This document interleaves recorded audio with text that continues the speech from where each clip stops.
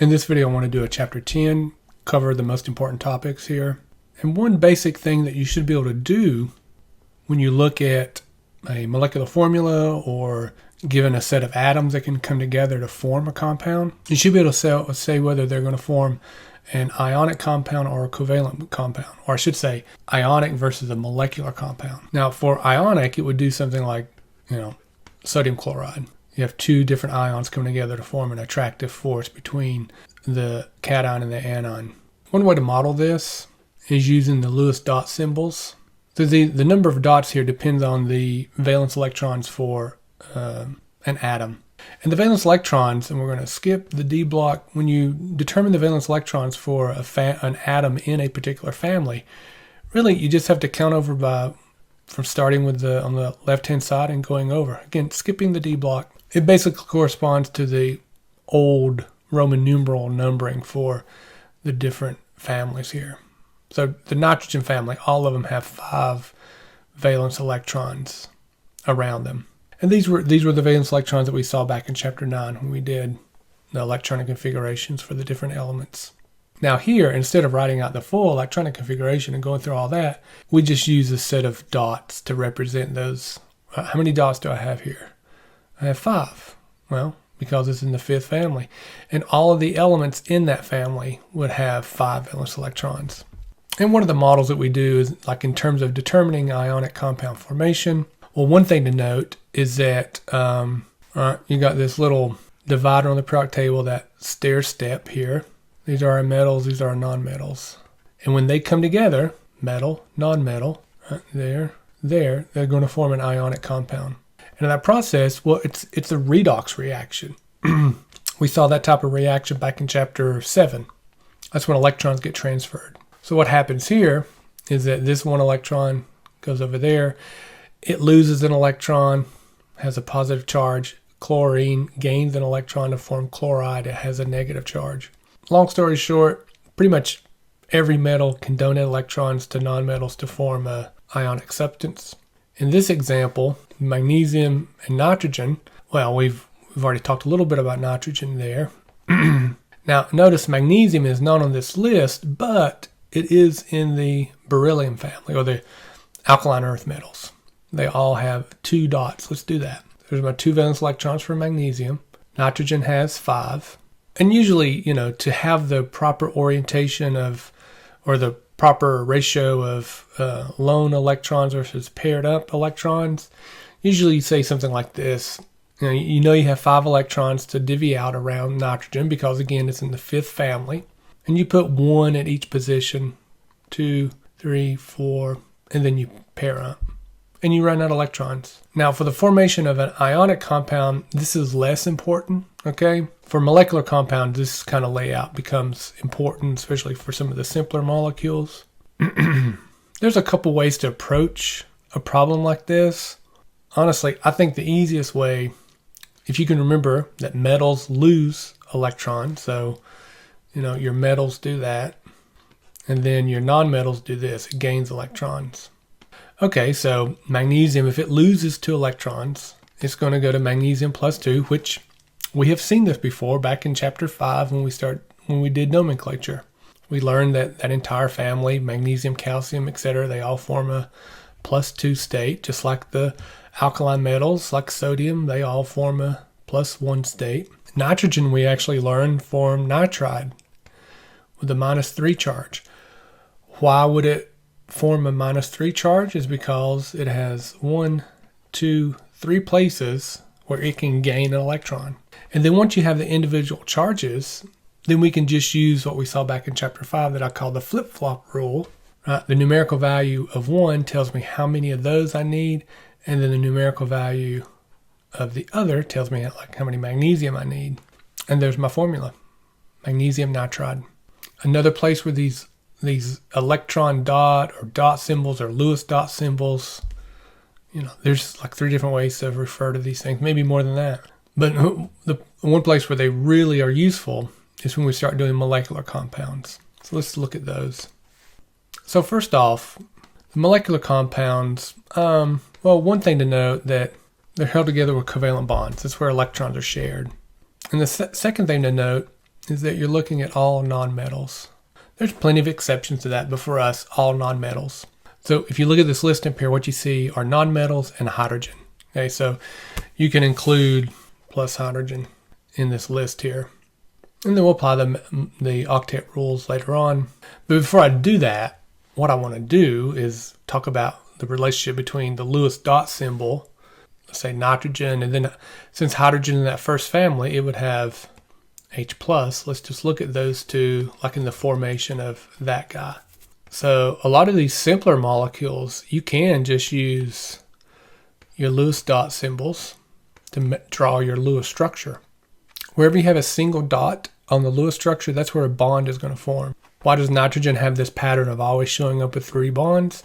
Because there's 3 locations where you have a single electron. You can think of each one of these points as like a reactive point on nitrogen. There's a single dot on hydrogen, that's a reactive part, and they're going to connect together to form a bond.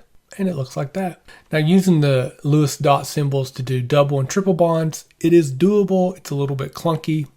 Instead, what I want to do is then go through the rules for drawing Lewis structures. And let me use this example. This is a molecule called formaldehyde. Some basic steps here.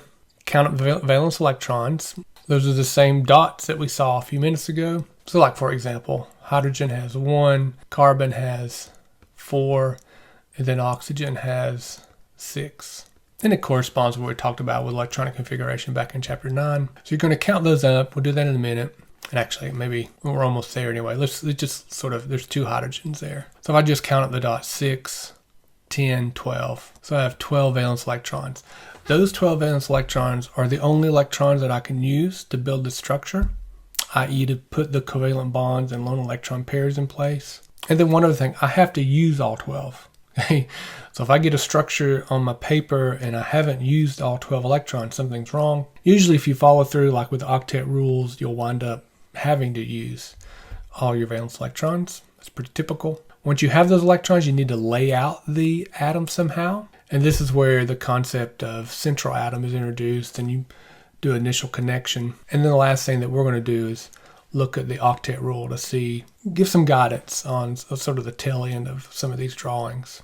Like whenever multiple bonds and lone electron pairs show up, that's really where the octet rule is super helpful. Let's just apply it to this problem here. Now notice that in terms of central atoms, the hydrogens are never central. So those, no. It's usually the first single atom that you see in the formula, ignoring the hydrogens. If there's any kind of ambiguity with the molecular formula, I will tell you what the central atom is. Okay, so great. Carbon's going to be our central atom. Let's do that. And then what we say is, okay, well, if hydrogen, 2 hydrogens and an oxygen, I'm just going to lay those out, reasonably symmetrical pattern. I'm not going to think too much about it right now.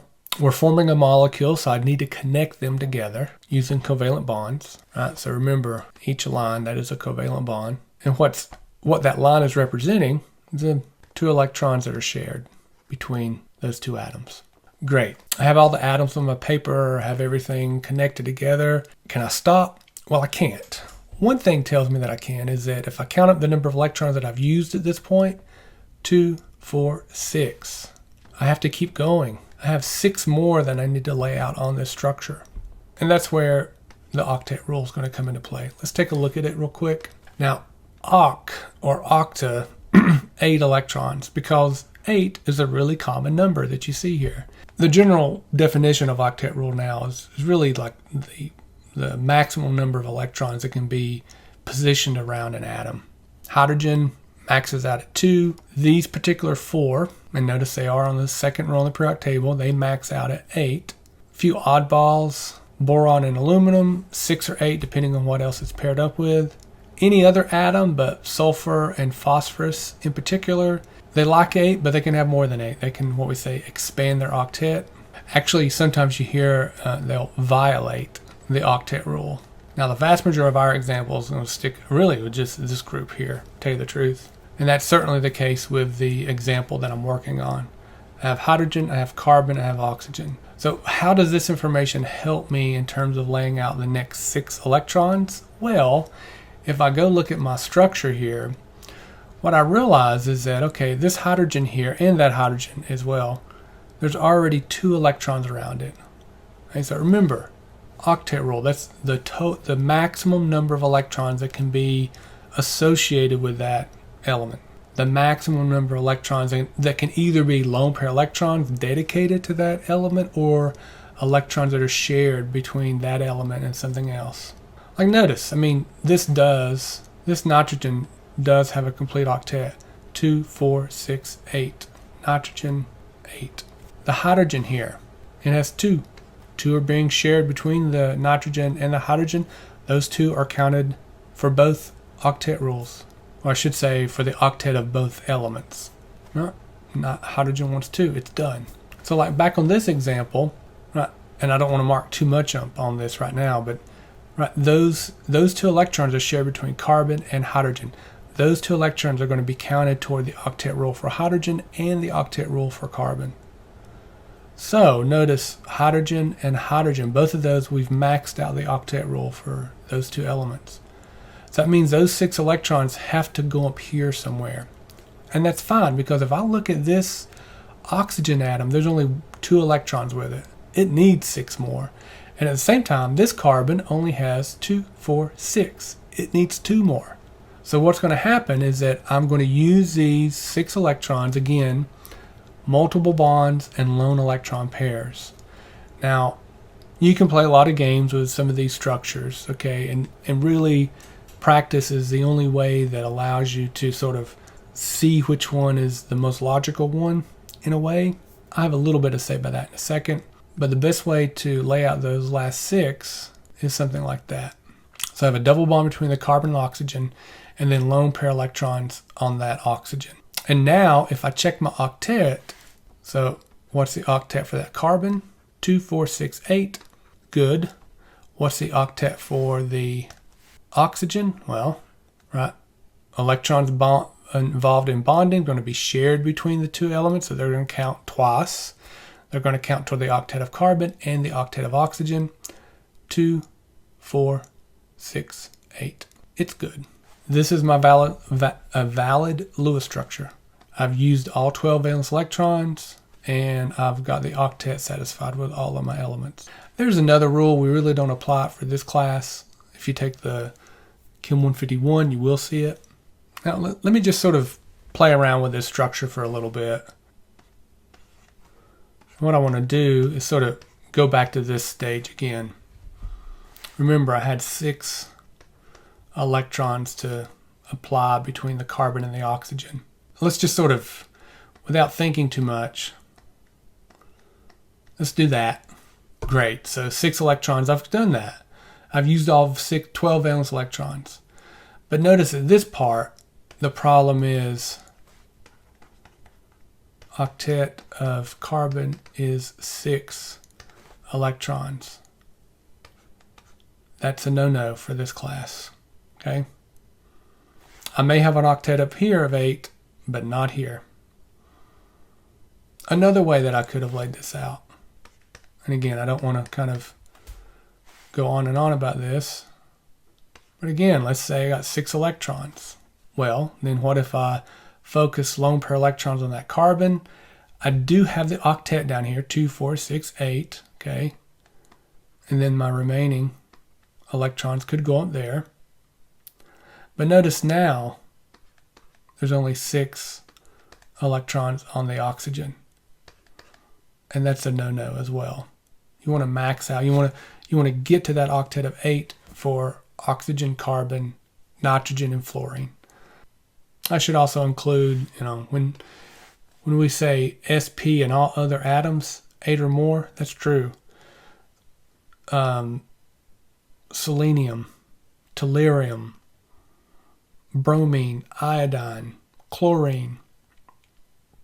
All right, there's quite a few elements here that could still show up. And again, we're typically focused on 8 electrons around them. There's another mistake. So these are all mistakes. Okay, another mistake that I could have made. Again, 6 electrons. Okay, so there's 2, there's 4, and there's 6. What about that structure? I mean, I've used all 12 valence electrons, that's fine. But then notice, okay, so same deal. If I look at my octet here, it's actually okay. 2, 4, 6, 8. That's okay. But then, if I look at my octet around carbon, there's a problem. 2, 4, 6, 8, 10 electrons. And that is a big no-no. So that's why I was focusing on this a few minutes ago. Those elements on that second row, they can max out at 8 and no more. No more than 8. You know, carbon's a fairly small atom. It doesn't have a lot of real estate around it. It can't handle 10 electrons and still be a stable molecule. Okay? So again, just a few common mistakes you start seeing for this topic. Let's go back to the correct drawing, the correct Lewis structure for this compound. And I want to talk about the, valence shell electron pair repulsion model for this. And we want to get into the geometries, molecular geometry and the overall geometry for the atom or for the molecule. And usually when we do this, we're really focused on like the central atom. What's the geometry around it? Because that's really defining the overall shape of the molecule. And it really boils down to, and there's a bunch of different terms for this, bonding regions and non-bonding regions. What we're talking about here is really lone electron pairs. And again, it's just on the central atom. And like for example, lone electron pairs around the central atom, there's none. There's a couple lone electron pairs up here, but that doesn't matter. We're worried about this one, just the central atom. And then with respect to bonding regions, what we're looking at, so again, bonding regions, this is not, do not simply count the number of bonds. Because yes, 1, 2, 3, 4. There are 4 bonds around the carbon, but that's not what we're talking about here. Bonding regions. There's 1, there's 2, there's 3 regions. So in this case, it's 3. There's a formula you see a lot of times where A is just going to be the central atom. And it's just a stand-in is always going to be A. X represents the bonding regions. And then E represents the non-bonding regions. So like for example on this one, it would be AX3. Since E is 0, it's dropped from the expression. If something has formula AX3 in the context of valence shell electron pair repulsion model, it tells us right here, this would be AX3.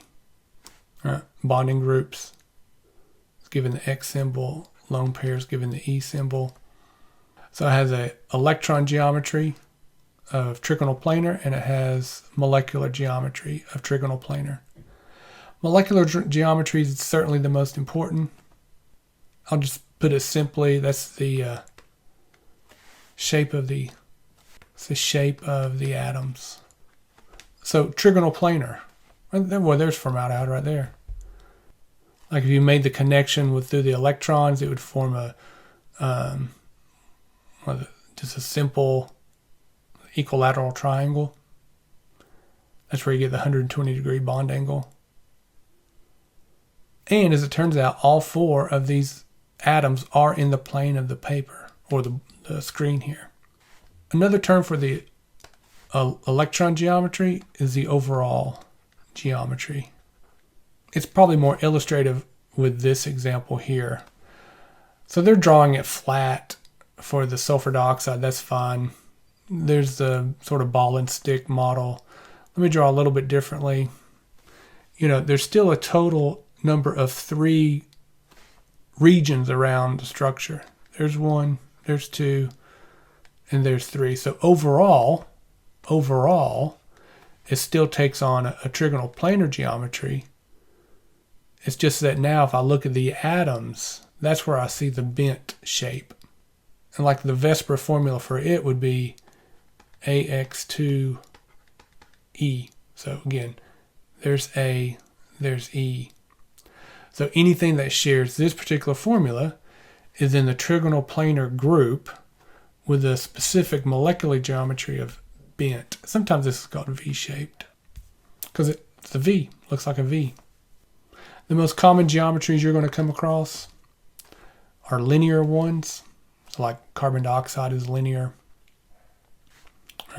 There's no lone pairs around the carbon, right? There's no single dot on the central atom. And then the bonding group, 1, 2, like 2 regions around the central atom where I see bonds. So these regions, these bonding groups can be a single bond, a double bond, or a triple bond in some cases. Like for example, hydrogen cyanide. That is also, well, this would be AX2, linear shape. This is also AX2. It has 1, 2 bonded regions. So it's also linear. Now for this class, really it's just simple association between Lewis structure, interpretation of Lewis structure to figure out what geometry you're looking at. Later classes, what you find out is that the geometry here is actually telling you a lot of information about how the electrons are rearranging themselves to be able to accommodate this type of bonding scheme that you see here. Okay? But we're not going to deal with that in this class. And then the last most common group is this tetrahedral group. Right? So all these molecules have an overall tetrahedral geometry. But then to define the molecular geometry, really it's a function of how many lone electron pairs you have around the atom. And let's just look at oxygen as a specific example. I'm sorry, not water, H2O. Right? So there's 1, 2 lone pairs, and then there's 1, 2 bonding groups or bonding regions. And again, you might see that AX2, E2 being used. That's the formula for, well, this particular category. Tetrahedral overall, and specifically has that bent shape. And again, you could call this a V shape as well. Bent, showing how the atoms look. Tetrahedral tells me how everything is laid out. 2 hydrogens, the 2 lobes of the electron density, they're being laid out in a tetrahedral fashion overall. That's what this information is telling you. Again, for this class, it's just association between being able to interpret a molecular formula, being able to interpret a Lewis structure to then pick out which type of geometry you're talking about. Future chapter or future classes, you use this information to sort of, again, get into more details about what's actually happening with the electrons to allow this kind of bond, these types of bonds to form. And that's good there. Okay, thanks.